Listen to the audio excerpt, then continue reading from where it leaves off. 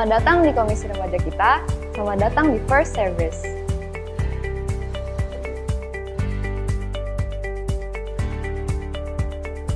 Teman-teman, ibadah adalah penyembahan kita kepada Tuhan.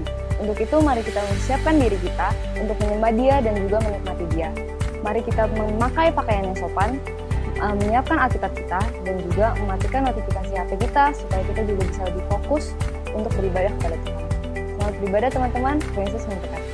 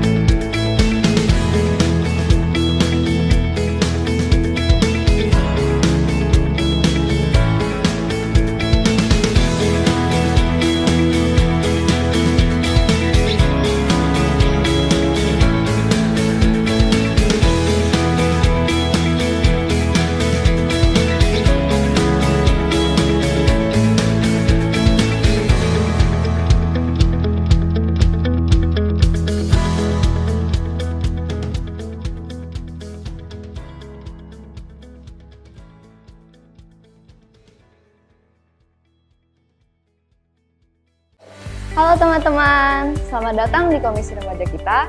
Selamat datang di First Service.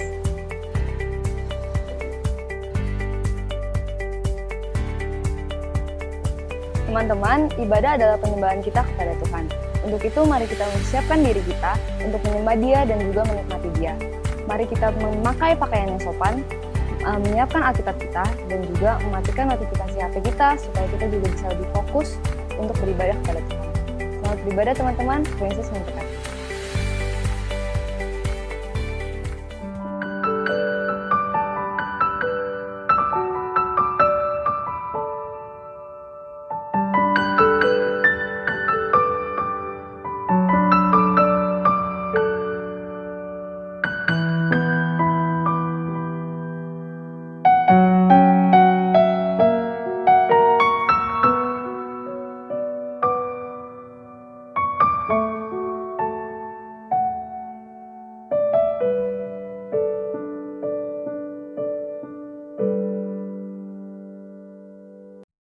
Oke teman-teman, sebelum kita mulai ibadah kita hari ini, yuk teman-teman kita saat teduh dulu, kita minta Tuhan buat fokusin kalau misalnya hari ini kita datang ibadah hanya buat ketemu sama Tuhan dan supaya kita gak terganggu sama hal-hal lain. Yuk kita mulai saat teduh kita.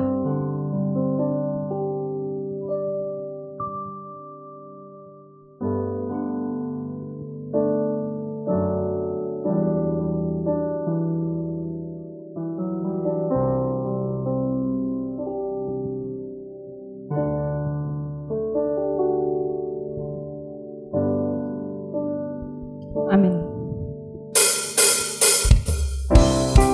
Pagi teman-teman, hari ini hari Minggu terakhir di bulan Januari. Kita mau mulai ibadah kita angkat Tuhan, puji Tuhan kita mau bilang sama Tuhan, Tuhan, Engkau Tuhan yang hebat. You are a very very great Jesus. Mari teman-teman kita dengan semangat, kita akan pujian Great is our God. Kita akan pujiannya sambil tepuk tangan, walaupun kita di rumah masing-masing, kita harus tetap semangat dalam memuji nama Tuhan.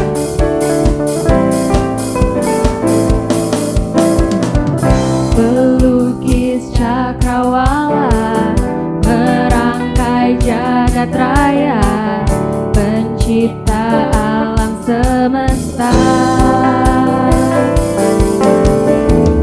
pemilik kehidupan dan sanggup menyelamatkan, dialah jalan kebenaran.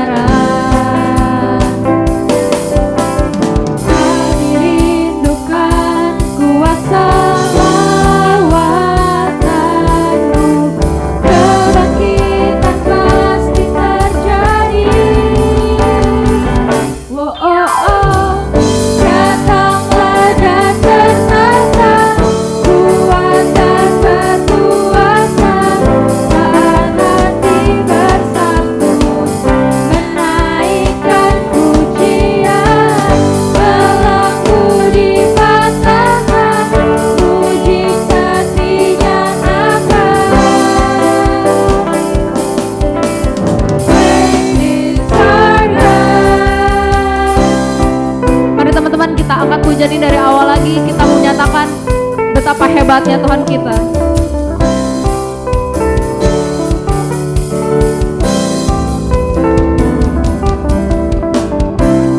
Lukis cakrawala, merangkai jagat raya, pencipta alam semesta, pemilik kehidupan.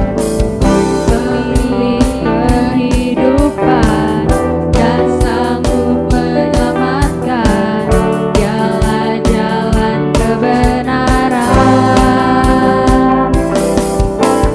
Kami rindukan kuasa lawatan-Mu, kebangkitan pasti terjadi. Oh, oh, oh.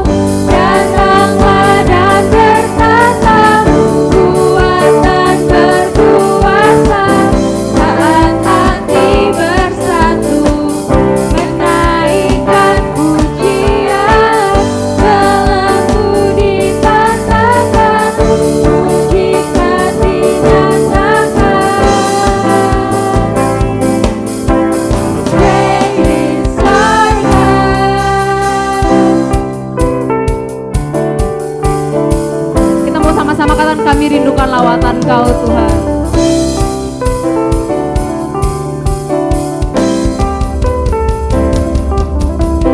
Kami rindukan kuasa lawatanmu, kebangkitan pasti terjadi.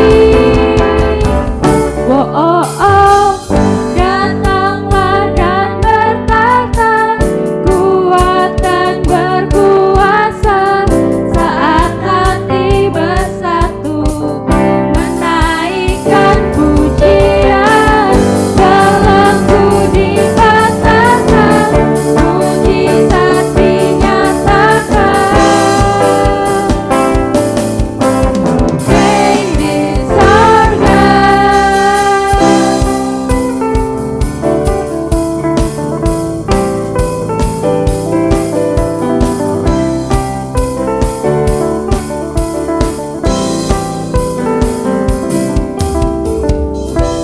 Mari kita bersatu di dalam doa. Tuhan, selamat pagi. Terima kasih Engkau telah memberikan kesempatan bagi kami hari ini untuk kembali bangun, kembali menghirup udara yang Engkau berikan bagi kami hari ini. Tuhan, sebentar kami akan memulai ibadah kami. Kami akan kembali memuji nama-Mu, kami menaikkan syukur kami. Tuhan, siapkan hati kami supaya kami bisa benar-benar sungguh-sungguh hanya fokus pada Engkau. Dan juga Tuhan, siapkan hati kami untuk mendengarkan firman-Mu. Bantu kami Tuhan untuk semakin bisa serupa dengan Engkau dan kami bisa memiliki karakter yang Engkau inginkan. Dan segala apapun yang kami lakukan dalam kehidupan kami hanya untuk Engkau Tuhan. Pimpin ibadah kami dari awal, pertengahan hingga akhirnya supaya bisa berjalan dengan baik. Terima kasih Tuhan, dalam Tuhan Yesus kami bersyukur. Amin. Teman-teman, dalam segala aspek kehidupan kita, mau dalam seminggu ini, mau tadi pagi, atau pasti dalam berapa tahun lah kita hidup, begitu banyak dosa yang udah kita lakuin sama Tuhan. Dan tiap minggu kita pasti minta ampun sama Tuhan, Tuhan ampunin aku. Mungkin bukan tiap minggu, mungkin tiap hari di sepanjang doa kita minta ampun sama Tuhan. Tapi kita manusia berdosa yang gak bisa jauh lah dari dosa. Dan kita kadang sering lupa kalau misalnya Tuhan tuh gak suka sama dosa. Mungkin banyak dosa-dosa yang kita lakuin kayak, ya udahlah, itu bukan dosa, semua orang juga ngelakuin itu. Ya teman-teman, kita sekali lagi minta ampun sama Tuhan. Kita diampunin tuh bukan hal murah, bukan hal gampang. Tapi Tuhan Yesus sampai datang ke dunia, mati di atas kayu salib buat nebus dosa kita. Ya teman-teman, kita mau bilang sama Tuhan, Tuhan aku mau tinggalin semuanya, ampunin dosa aku Tuhan.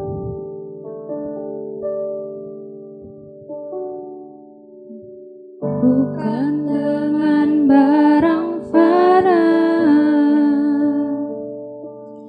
Kau membayar dosaku, dengan darah yang mahal Tuhan.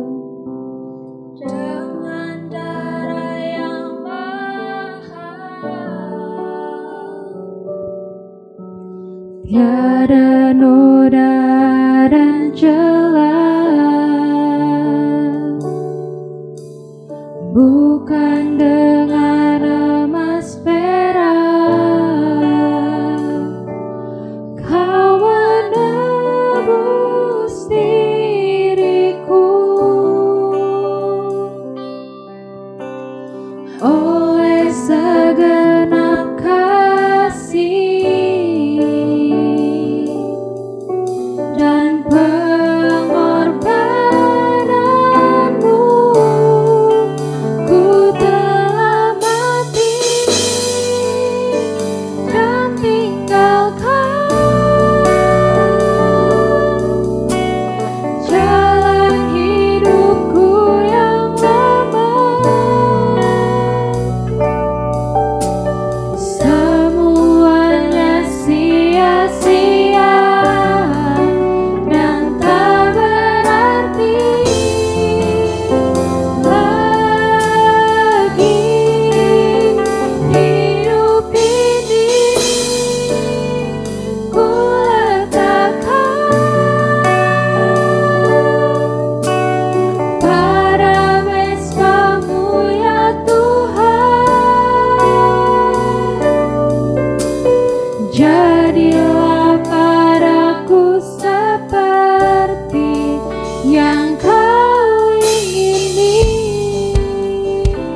sekali lagi teman-teman, kita mau angkat pujian ini lebih sungguh-sungguh menghadap Tuhan untuk meminta ampun. Bukan dengan barang fana Kau membayar dosaku, dengan darah yang mahal tiada noda dan celah. Bukan dengan emas perak Kau menebus diriku, oleh segenap kasih dan pengorbananmu. Ku telah mati dan tinggalkan jalan hidupku yang lama. Semuanya sia-sia dan tak berarti lagi. Hidup ini ku letakkan pada mezbah-Mu ya Tuhan. Jadilah padaku seperti yang Kau ingini. Kita kan telah mati dan tinggalkan hidupku yang lama. Ku telah mati dan tinggalkan jalan hidupku yang lama. Semuanya sia-sia dan tak berarti lagi. Hidup ini ku letakkan pada mezbah-Mu ya Tuhan. Jadilah padaku seperti yang Kau ingini.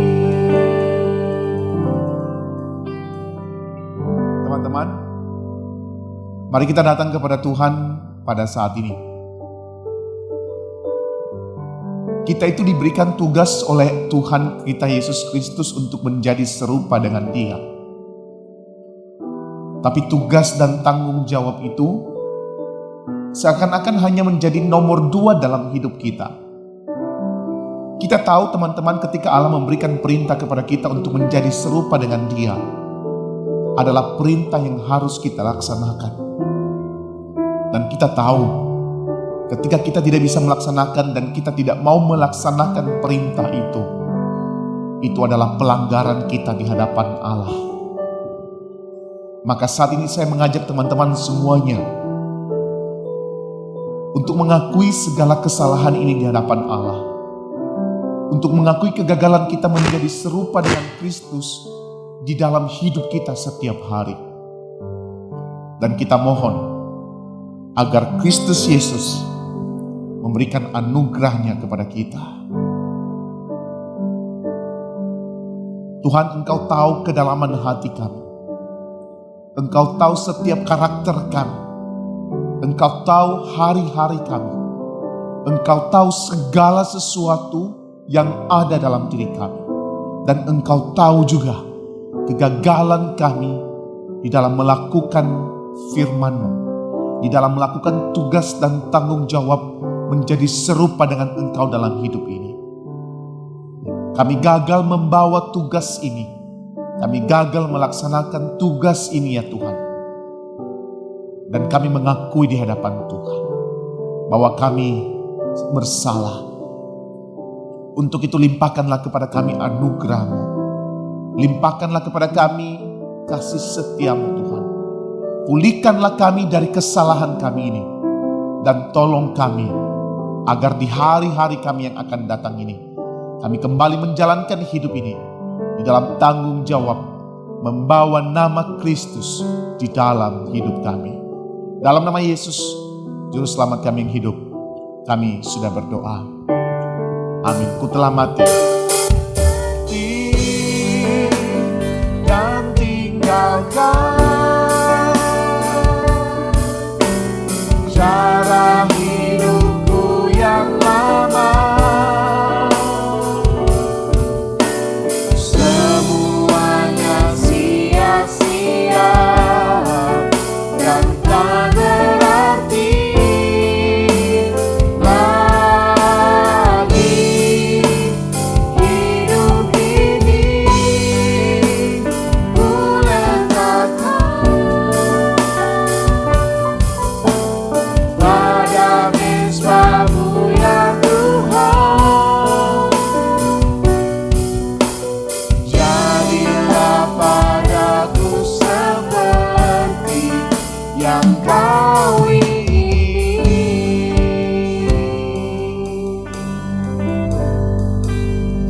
Mari kita bersama-sama bangkit berdiri bersama dengan seluruh orang percaya di segala zaman dan segala abad. Kita mengikrarkan pengakuan iman kita seturut dengan pengakuan iman rasuli yang berkata demikian. Aku percaya kepada Allah Bapa yang Maha Kuasa, Khalik langit dan bumi, dan kepada Yesus Kristus anak yang tunggal Tuhan kita, yang dikandung dari Roh Kudus, lahir dari anak darah Maria, yang menderita sengsara di bawah pemerintahan Pontius Pilatus, disalibkan, mati dan dikuburkan, turun ke dalam kerajaan maut, pada hari yang ketiga bangkit dari antara orang mati, naik ke sorga, duduk di sebelah kanan Allah Bapa yang Maha Kuasa, dan dari sana Ia akan datang untuk menghakimi orang yang hidup dan yang mati. Aku percaya kepada Roh Kudus, gereja yang kudus dan am, persekutuan orang kudus, pengampunan dosa, kebangkitan tubuh dan hidup yang kekal. Amin. Teman-teman dipersilakan duduk kembali.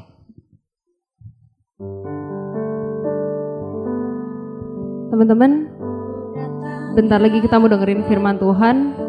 Yuk teman-teman, kita mau siapin hati kita buat menerima firman Tuhan dalam kehidupan kita. Mungkin emang susah buat kita hidup serupa dengan Tuhan. Tapi teman-teman, yuk kita mau minta sama Tuhan, Tuhan tolong dari firman ini, Tuhan bantu aku supaya aku bisa seperti Engkau, bisa menjadi karakter seperti Engkau. Yuk teman-teman, kita mau angkat pujian ini, kita mau katakan, Tuhan jadikan aku indah dan hidup seturut karya Engkau. Jadikan aku indah yang Kau pandang mulia,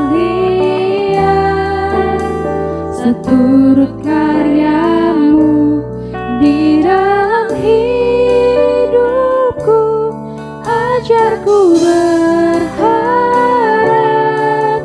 hanya kepadamu, taat dan setia kepadamu Tuhan.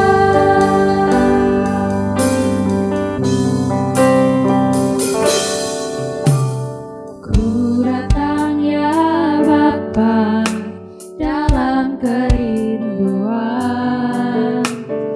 memandang keindahan-Mu. Ku berikan segalanya, semuanya yang ada. Ku ingin menyenangkan hati-Mu, oh Tuhan. Jadikan aku indah yang Kau pandang mulia, seturut karya-Mu di dalam hidupku. Ajarku berharap hanya kepadamu, taat dan setia kepadamu Tuhan. Sekali lagi jadikan aku indah.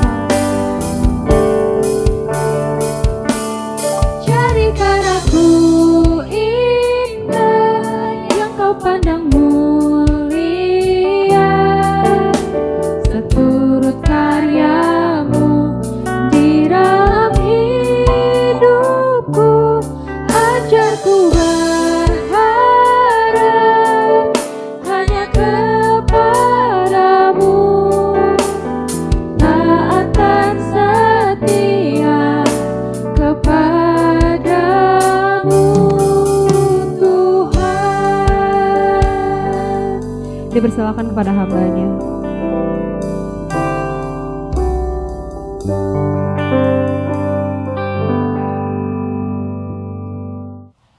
Selamat pagi teman-teman yang terkasih di dalam Tuhan Yesus Kristus.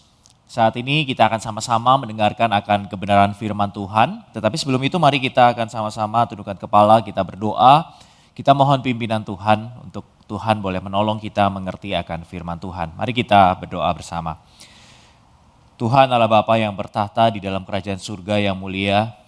Terima kasih kalau pada pagi hari ini Tuhan berikan kami kesempatan untuk kami boleh kembali bersama-sama memuji, memuliakan nama Tuhan.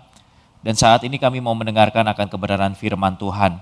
Biarlah Tuhan tolong setiap kami, untuk kami boleh mengerti akan firman yang disampaikan. Tetapi kami bukan juga cuma mengerti, tetapi kami boleh melakukan akan kebenaran firman Tuhan itu di dalam kehidupan kami. Kami mau serahkan sekali lagi setiap kami ke dalam tangan Tuhan. Secara khusus ketika kami masing-masing ada di rumah kami, berikan kami konsentrasi untuk kami berfokus kepada kebenaran firman Tuhan pada pagi hari ini. Kami serahkan waktu ini ke dalam tangan Tuhan. Di dalam nama Tuhan Yesus Kristus kami sudah berdoa dan mengucap syukur. Amin. Teman-teman terkasih di dalam Tuhan, tema yang diberikan kepada saya adalah Taking on God's Character.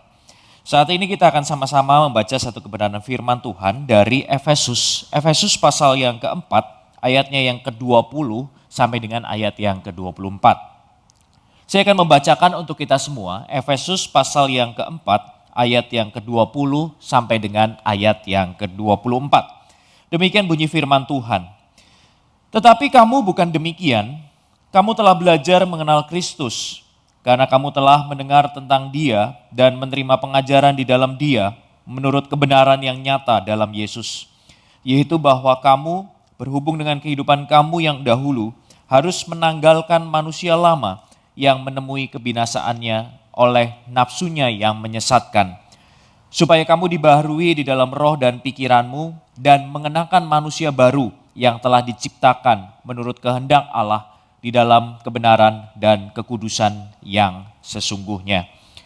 Teman-teman yang terkasih di dalam Tuhan, sempat beberapa waktu yang lalu kita dihebohkan dengan PS5 filter, begitu ya. Kalau kita pakai Instagram, begitu ya, sempat beberapa waktu lalu, beberapa waktu sebelum atau bertepatan dengan pengumuman akan launching PS5, gitu ya.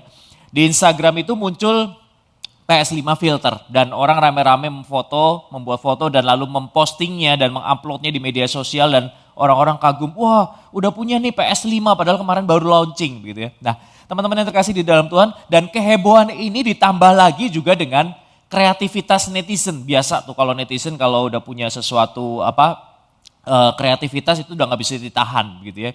Jadi mereka mengatakan, itu mah PS5 yang itu tuh semua filter doang, kami punya PS5 yang betulan.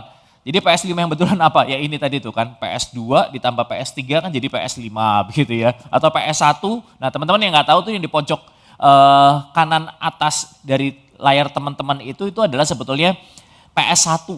Mungkin teman-teman yang zaman now ini gak tahu itu apa sih putih-putih begitu. Nah itu PS1 itu, PS1 ditumpuk-tumpuk 5 jadi PS5 gitu ya. Atau ada yang PS2 dikasih kertas putih begitu ya, seperti PS5. Nah, teman-teman yang terkasih di dalam Tuhan, inilah kreativitas dari netizen kita begitu ya, dan karena mereka tidak bisa memiliki atau membeli PS5, akhirnya mereka membuat hal-hal demikian. Nah, teman-teman terkasih di dalam Tuhan, sebuah PS5 mau menjadi PS5 bukan hanya karena casingnya, yang saya mau sampaikan dari kebenaran bagian ini. Casing ini hanya menjadi sebuah pembeda dari seri PS yang sebelumnya. Jadi kalau saya mau katakan begini, kalau PS5 dilepas casingnya dan dimasukkan ke casing PS4 yang walaupun saya yakin ini nggak akan cocok, nggak akan masuk gitu, tapi kita berandai-andai, misal gitu ya, PS5 kita copot mesinnya lalu kita masukkan ke casing dari PS4, maka tidak serta-merta menjadikan PS5 tadi menjadi PS4 karena perubahan casing itu. Atau sebaliknya, PS4 kita beri casing PS5 seperti yang dilakukan oleh para netizen ini tadi, begitu ya. Tidak serta-merta menjadikan PS4 itu menjadi PS5. Ya. Karena apa? Karena tadi PS5 itu yang membuat dia menjadi PS5 bukan karena hanya casingnya saja, tetapi karena mesin di dalamnya, karena kemampuan mesin di dalamnya itulah yang membuat dia menjadi PS5. Spesifikasi di dalam mesin itulah yang membuat PS itu disebut menjadi PS5. Jadi bukan hanya casingnya teman-teman. Nah teman-teman yang kasih di dalam Tuhan, fakta tentang kreativitas netizen untuk foto-foto PS5 ini merupakan sebuah gambaran dari kondisi kehidupan manusia saat ini. Kondisi seperti apa? Kondisi bahwa manusia lebih seringkali memperhatikan penampilan luar dari sesamanya. Contoh ya, yang paling jelas adalah ketika para fans memuji idolanya. Ini ada gambar dari BTS begitu ya, dan para fansnya disebut mungkin sebagai BTS Army begitu ya. Nah, mereka begitu memuja-muja penampilan dari idolanya ini. Mereka ketika melihat idolanya ini datang, mereka bisa histeris, berteriak-teriak karena kegantengan dari si idolanya ini. Atau mereka juga bisa mencela atau bisa mereka juga memberikan penilaian yang buruk atas penampilan dari idolanya. Secara khusus misal idolanya ini pergi keluar lagi tidak show, lagi tidak tampil di panggung, mereka keluar dengan pakaian yang mungkin gak cocok, mereka pakaiannya nabrak gitu ya, stylenya jelek, mereka akan berkomentar. Nah, tetapi mereka mungkin tidak pernah mempedulikan akan moral dari para idolanya ini. Mungkin mereka nggak pernah peduli, idolanya ini mau punya kebiasaan mabuk-mabukan, punya kebiasaan gonta-ganti pacar. Buat mereka itu nggak penting, yang penting adalah penampilan dari idolanya ini. Atau mungkin setiap kita lebih nggak pede ketika kita salah gunting rambut gitu ya. Kita bahkan sampai mungkin merasa malu gitu ya keluar rumah. Kalau kita salah gunting rambut, ya, kita bisa berhari-hari kita malu karena potongan rambut kita salah. Daripada kita malu ketika kita berbuat dosa. Kita lebih malu memikirkan pakaian saya udah matching belum ya? Ketika saya mau keluar rumah, saya terus mematut-matut diri di depan cermin, memastikan bahwa penampilan saya tidak memalukan. Tetapi ketika kita berbuat dosa, kita tidak pernah sedikit pun memikirkan ketika kita mencontek mungkin. Kita tidak pernah sampai berpikir, aduh nanti malu nih kalau ketahuan. Bahkan kita bisa dengan pede nyontek. Atau ketika kita berbohong, kita tidak pernah merasa malu ketika kita ketahuan. Bahkan ketika kita ketahuan berbohong, kita pun gak pernah malu. Nah teman-teman yang terkasih di dalam Tuhan, inilah yang terjadi di dalam kehidupan kita sebagai manusia. Dan yang mau saya katakan begini, memperhatikan penampilan luar tidaklah salah.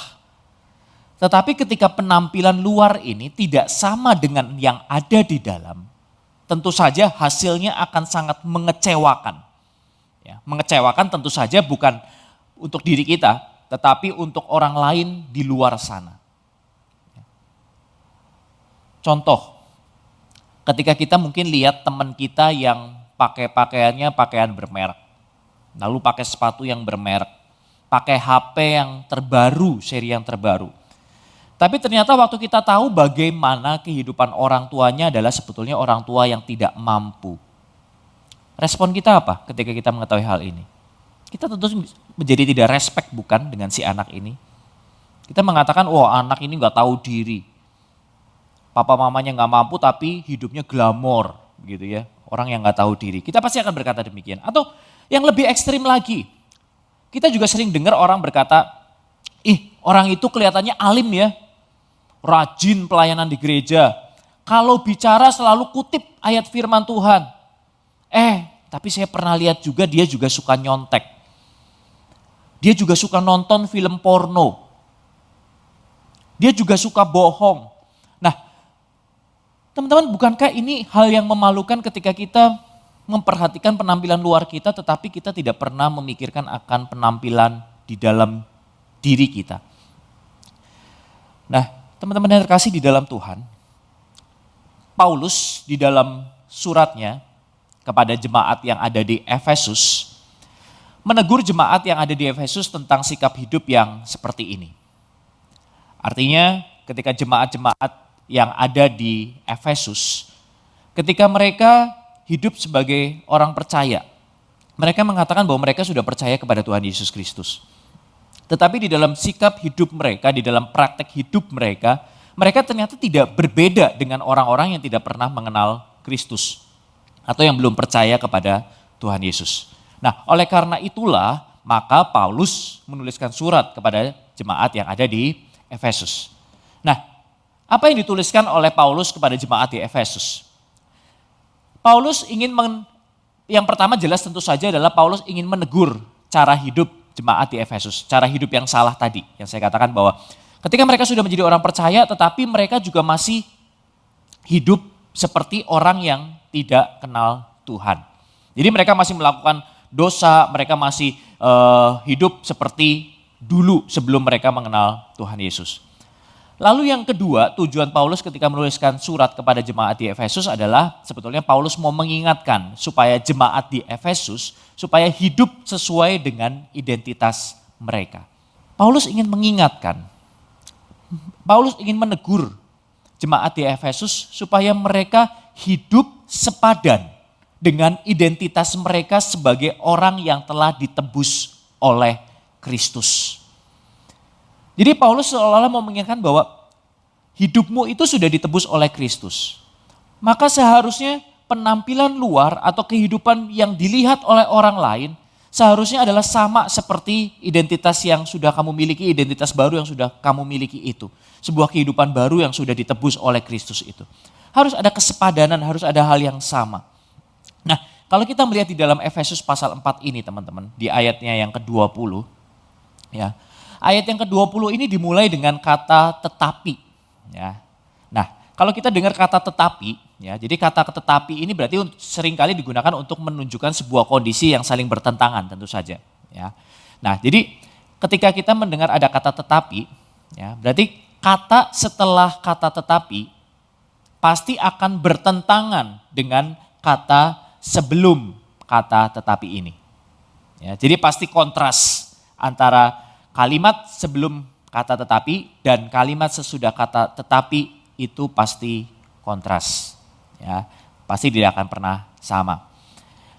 Nah, ketika kita melanjutkan di dalam pembacaan ayat 20, kita bisa membaca bahwa apa sih yang menjadi pembeda? Ya, pembeda kata tetapi ini. Apa sih yang menjadi pembeda yang ingin ditunjukkan oleh Rasul Paulus ketika Paulus menggunakan kata tetapi ini? Kalau kita lihat di dalam lanjutan ayat yang ke-20, di situ Paulus menuliskan dengan jelas bahwa kamu telah belajar mengenal Kristus. Ya, saya mau bacakan sekali lagi ayat yang 20 ini. Tetapi kamu bukan demikian. Bukan demikian itu yang dimaksud oleh Rasul Paulus adalah tentu saja di ayat 17 sampai dengan ayat 19. Gitu ya, nanti teman-teman bisa baca sendiri di rumah. Gitu ya, atau yang saat ini masih memegang Alkitab bisa dibaca ayat 17 sampai dengan ayat yang ke-19. Nah, tetapi kamu bukan demikian karena apa? Karena kamu telah belajar mengenal Kristus. Nah, teman-teman yang terkasih di dalam Tuhan, kita kenal ada disebut istilah norak. Ya, ini gambarnya memang agak absurd ini, begitu ya. Jadi yang dimaksud norak itu di sini nih, buku-buku yang di bawah ini yang enggak di dalam rak. Jadi maksudnya norak, begitu ya. Tapi yang dimaksud ini yang saya mau sampaikan adalah kata norak, gitu ya, norak. Ya, kita sering dengar ada orang pakai kata norak lu gitu ya. Nah, istilah norak ini bisa dipakai untuk dua kondisi teman-teman. Ya. Kondisi yang pertama adalah kita mau menyebut orang, kalau kita menyebut orang ini dengan istilah norak, karena orang tersebut tidak tahu sesuatu gitu ya. Artinya misal, ya kalau mau bahasa gampangnya adalah orang ini kampungan begitu ya. Jadi kalau dia nggak tahu misal, oh ini ada lift. Dia nggak tahu tuh namanya lift gitu ya. Terus kita bilang, oh norak lu gitu ya, lift aja nggak tahu, misal begitu. Nah, tetapi kondisi yang kedua, kita seringkali juga bisa menyebut seseorang norak karena dia tahu, sebetulnya dia tahu, tapi dia tidak hidup sesuai dengan apa yang dia tahu itu. Jadi misal ambil contoh, dia tahu, gitu ya, kalau pakai pakaian seharusnya sesuai dengan acara. Artinya kalau dia mau pergi ke pesta, maka dia harus pakai baju, pakaian yang rapi, yang sesuai dengan pesta yang diadakan. Tetapi ketika orang itu pakai kaos ke sebuah pesta, ya walaupun ini tidak salah begitu ya. Tetapi kita pasti akan mengatakan kepada teman kita, ih norak lu, ke pesta pakai kaos. Nah, begitu ya. Jadi artinya dia sudah tahu nih, artinya sudah tahu bahwa kalau ke pesta itu harusnya pakai pakai pakaian yang baik, pakai pakaian yang rapi, yang bagus. Tetapi dia datang nggak sesuai dengan apa yang diharapkan. Sehingga kita mengatakan dia itu norak. Nah, teman-teman yang terkasih di dalam Tuhan, sebagai orang Kristen, kita juga bisa disebut sebagai orang Kristen norak. Gitu ya. Ketika kita hidup tidak sepadan dengan apa yang kita tahu, apa yang kita pelajari tentang Tuhan Yesus. Efesus dengan jelas mengatakan, kita ini orang-orang yang sudah percaya kepada Tuhan Yesus, kita sudah belajar untuk mengenal Kristus. Dan kalau mau dikatakan bahwa ketika kita hidup tidak sesuai dengan apa yang kita pelajari, apa yang kita kenal, apa yang kita tahu tentang Tuhan Yesus, maka saya mau mengatakan bahwa orang-orang Kristen yang seperti ini adalah orang Kristen yang norak. Nah, lalu pertanyaannya buat kita adalah, supaya kita tidak menjadi orang Kristen yang norak, apa yang harus kita lakukan? Nah, kalau kita melihat di dalam bagian firman Tuhan ini, di dalam bagian yang selanjutnya, di dalam ayat yang ke-21 sampai dengan ayat yang ke-24, Rasul Paulus sebetulnya sedang menunjukkan kepada jemaat di Efesus, seharusnya ketika seseorang sudah belajar mengenal Kristus, apa yang harus terjadi di dalam kehidupan mereka? Yang harus terjadi adalah mereka harus mengalami sebuah perubahan identitas yang ditunjukkan dengan perubahan karakter, yang tentu saja harus diikuti dengan perubahan karakter maksud saya. Jadi kalau kita melihat di dalam bagian ini di ayat yang ke-21, saya bacakan. Karena kamu telah mendengar tentang dia dan menerima pengajaran di dalam dia menurut kebenaran yang nyata di dalam Yesus, yaitu bahwa kamu berhubung dengan kehidupan kamu yang dahulu harus meninggalkan manusia lama yang menemui kebinasaannya oleh nafsunya yang menyesatkan, supaya kamu dibaharui di dalam roh dan pikiranmu dan mengenakan manusia baru yang telah diciptakan menurut kehendak Allah di dalam kebenaran dan kekudusan yang sesungguhnya. Jadi teman-teman yang terkasih di dalam Tuhan, Rasul Paulus ingin menjelaskan kalau kita sudah belajar dan tahu tentang Tuhan Yesus dan sudah mengenal tentang Tuhan Yesus, artinya kita harus mengalami sebuah perubahan identitas yang tentu saja perubahan identitas ini harus disertai dengan perubahan karakter. Jadi Rasul Paulus seolah-olah mengatakan begini teman-teman, menjadi orang Kristen bukan hanya sekedar tahu tentang Tuhan Yesus, tetapi memiliki karakter seperti Tuhan Yesus. Paulus ingin mengingatkan jemaat di Efesus bahwa ketika mereka sudah mendengar kebenaran tentang Yesus, maka mereka harus mengenakan manusia baru. Maka mereka harus memiliki karakter Allah di dalam kehidupan mereka. Karena apa? Karena mereka sudah punya identitas yang baru. Supaya apa yang di dalam sepadan atau sama dengan apa yang kelihatan di luar. Artinya identitas kita di luar itu adalah orang percaya, orang Kristen. Maka karakter kita, apa yang ada di dalam hidup kita harusnya juga menunjukkan kita adalah orang Kristen. Nah, teman-teman yang terkasih di dalam Tuhan, ini yang dimau oleh Rasul Paulus ketika dikatakan tentang melepas identitas yang lama dan memakai identitas yang baru. Ini yang harus kita lakukan di dalam kehidupan kita sebagai orang percaya. Supaya hidup kita berpadanan dengan apa yang Tuhan inginkan. Nah, teman-teman terkasih di dalam Tuhan, ada beberapa cara yang bisa kita lakukan ketika baju kita basah oleh karena kita berkeringat setelah kita berolahraga.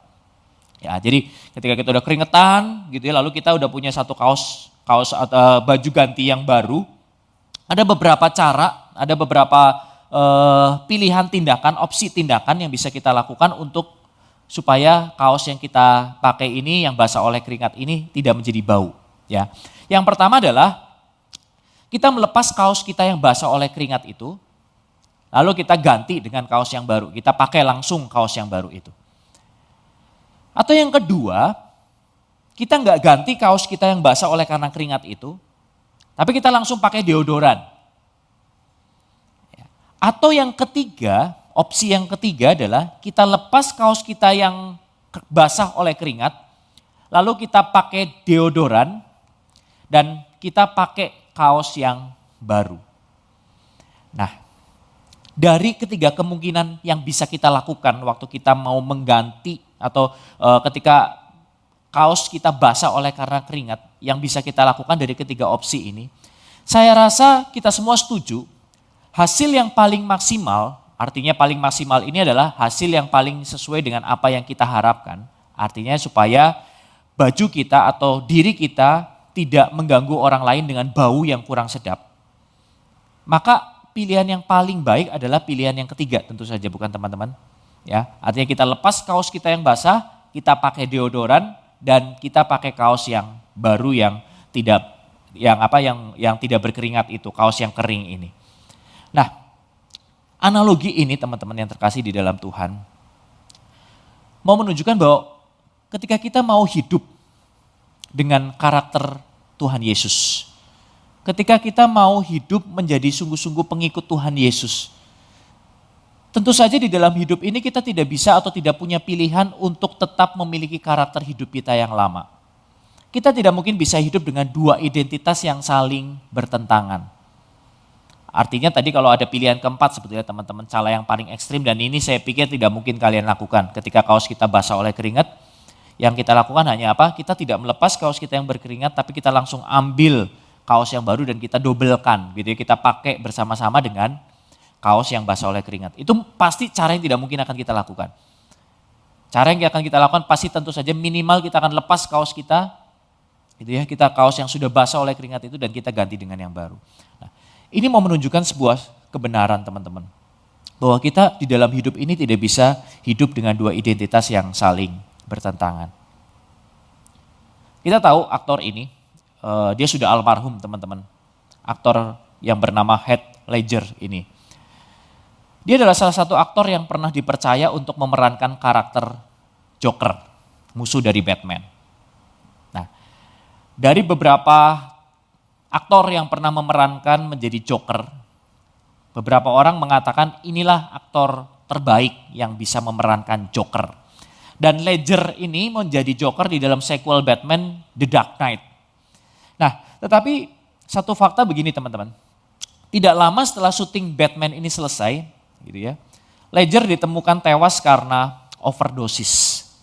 Nah, lalu berdasarkan ya laporan analisa psikologis, begitu ya, lalu berdasarkan investigasi berita, overdosis Ledger ini disebabkan karena dia mengalami depresi. Depresi karena apa? Karena memerankan karakter Joker ini. Jadi sampai papahnya si Heath Ledger ini mengatakan, ya memang Ledger ini adalah orang yang kalau dia diberikan sebuah peran, dia akan sungguh-sungguh mendalami akan peran itu.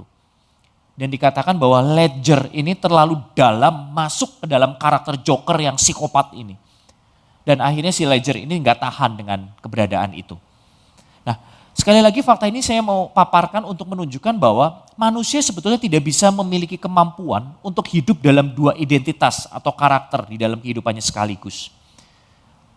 Artinya kita tidak mungkin bisa jadi orang yang baik sekaligus jadi pribadi yang jahat.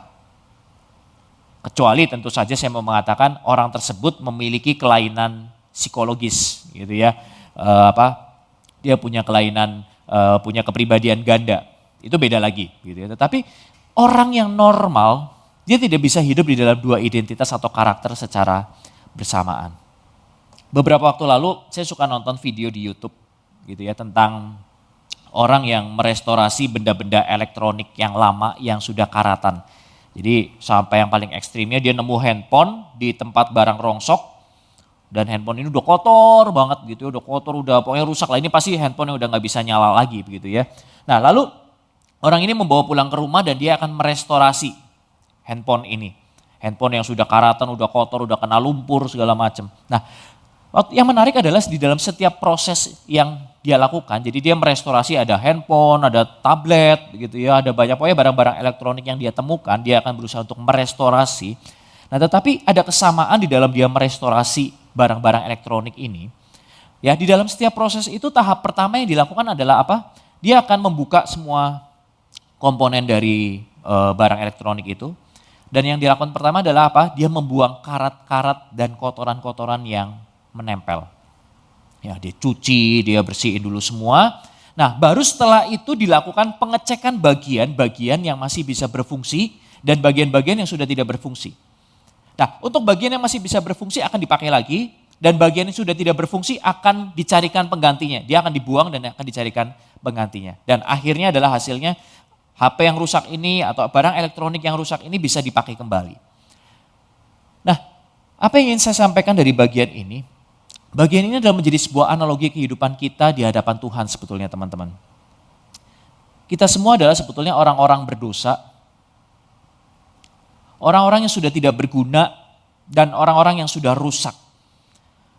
Sehingga tidak salah kalau di antara kita, di dalam keberadaan kita sebagai orang berdosa yang sudah tidak berguna, sudah rusak ini, kita merasa bahwa kehidupan kita ini sudah tidak berguna. Kita seringkali hidup di dalam keputusasaan, kok menjalani hidup cuma seperti ini begitu ya. Hidup itu seolah-olah gak ada artinya. Ya betul, karena memang inilah keberadaan kita, natur kita setelah kita jatuh dalam dosa, kita menjadi rusak. Kita tidak tahu lagi untuk apa kita diciptakan oleh Tuhan, untuk apa kita hidup. Kita udah gak tahu itu. Karena kita udah rusak seperti barang rongsokan tadi, udah gak kepake lagi. Nah, tapi bersyukur kepada Tuhan, sama seperti barang bekas tadi, Kristus melalui karyanya di atas kayu salib mau mengambil kita kembali. Mau memulihkan kita kembali. Dia mau mencuci, membersihkan setiap karat-karat lumpur yang ada di dalam kehidupan kita. Lalu dia mau mengecek lagi kehidupan kita yang rusak oleh karena lumpur dan karat itu. Dia cek satu persatu. Dia perbaikin, dia berikan satu hal yang baru dan yang akhirnya dikembalikan, pulihkan kehidupan kita. Teman-teman yang terkasih di dalam Tuhan, Kristus melakukan ini semua bagi setiap kita. Kristus membuang hal-hal yang tidak baik dari hidup kita. Dia membersihkan kehidupan kita supaya kita menjadi manusia yang baru. Rekan-rekan yang terkasih di dalam Tuhan, ketika kita mau dipulihkan, hidup kita mau dipulihkan, yang harus kita lakukan hanyalah hal ini teman-teman. Kita hanya perlu membuang hal-hal lama, hal-hal yang rusak di dalam kehidupan kita, hal-hal yang berkarat di dalam kehidupan kita. Kita buang, kita tinggalkan. Dan kita mau pakai manusia baru yang sudah Tuhan berikan ke dalam kehidupan kita. Nah, teman-teman di dalam Tuhan, biarlah firman Tuhan pada pagi hari ini boleh mengingatkan kita bahwa kehidupan kita yang lama haruslah kita tinggalkan. Dan kita mau memakai kehidupan kita yang baru. Kita mau hidup di dalam kehidupan kita yang baru, memakai identitas yang baru. Dan kita mau hidup di dalam sesuai dengan identitas itu. Yaitu identitas yang diperbarui di dalam Tuhan Yesus Kristus. Dan tentu saja untuk memakai identitas yang baru itu, kita juga perlu memiliki karakter yang baru di dalam Tuhan. Dan karakter yang baru di dalam Tuhan ini hanya bisa kita miliki ketika apa? Ketika kita mau terus belajar, mau terus mencari tahu tentang Tuhan Yesus Kristus itu. Kita belajar tentang karakter Tuhan Yesus dari firman Tuhan, dari Alkitab yang kita baca. Kita tahu Tuhan Yesus itu penuh kasih. Kita tahu kalau Tuhan Yesus itu panjang sabar.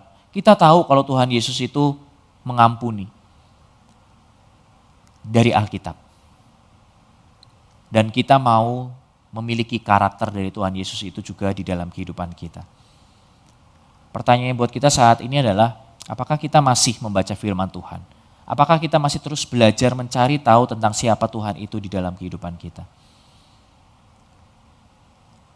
Saya mau mengajak kita sekali lagi, ayo lepaskan manusia lama kalian, identitas lama kalian. Karena Yesus Kristus sudah memperbarui hidup kalian. Mari kita pakai pakaian kita yang baru, identitas kita yang baru. Dan hidupilah karakter-karakter Allah itu di dalam kehidupan kalian. Terakhir sebagai evaluasi bagi hidup kita, diri kita sendiri di hadapan Tuhan. Apakah kita sudah sungguh-sungguh belajar mengenal Yesus di dalam kehidupan kita? Karena seperti yang saya katakan tadi, semakin kita mengenal Yesus, maka kita semakin akan sensitif terhadap karakter atau hal-hal yang tidak Tuhan inginkan. Dan kita akan semakin mengerti serta semakin mudah untuk membuang karakter-karakter yang Tuhan tidak suka. Mari terus belajar mengenal Allah di dalam kehidupan kita. Mari terus belajar untuk mendengarkan firman Tuhan yang disampaikan melalui khotbah dengan sungguh-sungguh dengan baik. Mari kita perbanyak untuk membaca buku-buku rohani di dalam kehidupan kita. Mari kita dengarkan akan setiap teguran, peringatan dari orang tua atau guru kita di sekolah. Supaya ini boleh menolong kita memiliki karakter yang Tuhan kehendaki, yang Tuhan mau di dalam kehidupan kita. Sehingga kita bisa sungguh-sungguh menjadi manusia baru yang Tuhan Yesus harapkan di dalam kehidupan kita. Amin. Mari kita tundukkan kepala kita, mau berdoa. Tuhan adalah Bapa yang bertahta di dalam kerajaan surga yang mulia. Terima kasih kalau pada hari ini Tuhan ingatkan kami untuk kami boleh memiliki identitas yang baru di hadapan Tuhan. Untuk kami hidup sesuai dengan karakter Tuhan. Tolong kami, tolong setiap kami Tuhan. Untuk kami terus untuk belajar mengenal Tuhan di dalam kehidupan kami. Sehingga ketika semakin kami mengenal Tuhan, kami semakin tahu apa yang menjadi sukacita bagi Tuhan, apa yang Tuhan inginkan untuk kami lakukan di dalam kehidupan kami. Kami boleh juga semakin tahu karakter-karakter seperti apa yang Tuhan inginkan ada di dalam hidup kami yang baru ini. Tolong setiap kami untuk kami boleh terus punya kerinduan membaca Alkitab, untuk kami boleh terus punya satu kesungguhan ketika kami mendengarkan khotbah firman Tuhan. Berikan kami juga telinga untuk kami mau mendengar akan teguran dari orang tua kami atau guru-guru di sekolah kami. Biarlah ini menjadi salah satu cara Tuhan untuk menolong kami hidup di dalam identitas kami yang baru. Untuk menolong kami membuang manusia lama kami, karakter-karakter yang lama di dalam kehidupan kami. Supaya kehidupan kami sekali lagi boleh menjadi manusia baru yang Tuhan kehendaki. Terima kasih Tuhan untuk firman-Mu pada pagi hari ini. Di dalam nama Tuhan Yesus Kristus kami sudah berdoa dan mengucap syukur. Amin. Teman-teman, dalam kehidupan kita sepanjang dari kita hidup sampai sekarang begitu banyak berkat yang Tuhan kasih buat kita. Yuk teman-teman, sekarang kita mau nyatakan syukur kita mau angkat pujian, kecaplah dan lihatlah.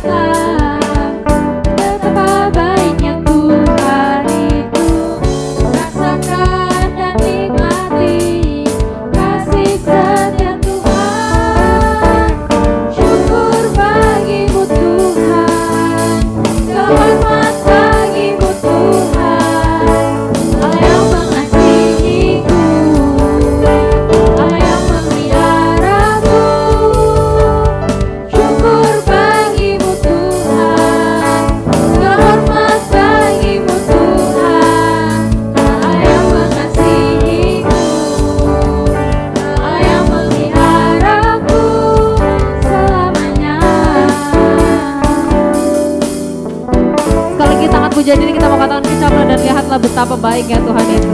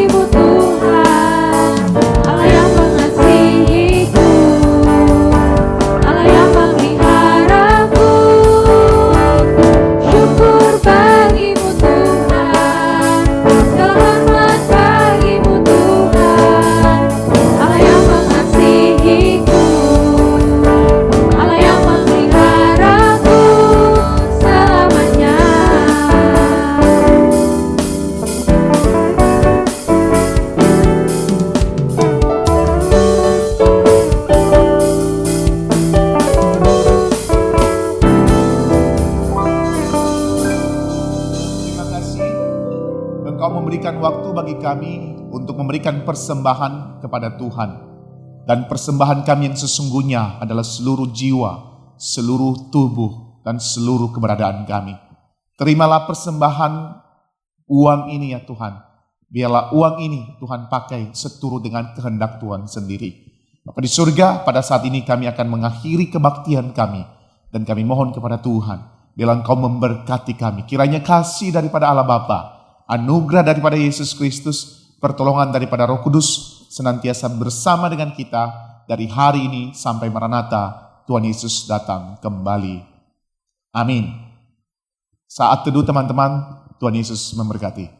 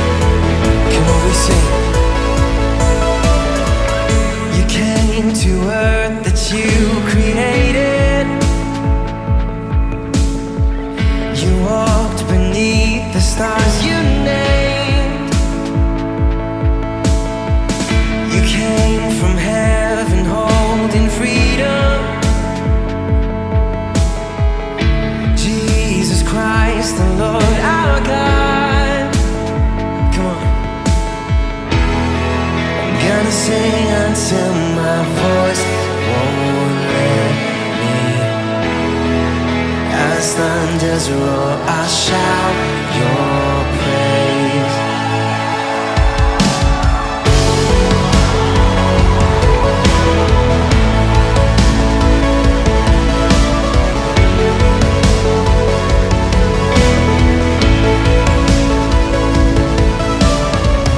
You are the life and wrote yourself in. You dwelt in time that you designed.